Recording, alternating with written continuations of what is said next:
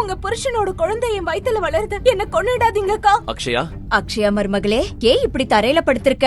ஒன்னும் ஆகாது, you don't worry. எந்திரிமா மருமகளே. என்னது, அந்த அத்தை எதுக்கு அக்ஷயாவை மருமகளேன்னு கூப்பிடுறாங்க? பிரகாஷ், நான் தான் உங்க வைஃப். உங்க அம்மா எதுக்கு இவள இந்த வீட்டு மருமகன்னு சொல்றாங்க? என்னதெல்லாம்? அவன்கிட்ட ஏன் கேக்குற?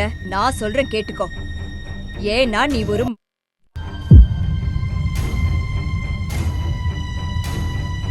வம்சத்தை வளர்க்க துப்பில்லாத நீ எல்லாம் ஒரு பொண்டாட்டியா? அவதான் இந்த வீட்டு மருமக, என் வாரிசு தரப்போறவ. பிரகாஷ், அக்ஷயா வயித்துல வளர்ற குழந்தை அது உங்களோடதா? ஆமா, இனிமே அக்ஷயா தான் என் கூட இருப்பா.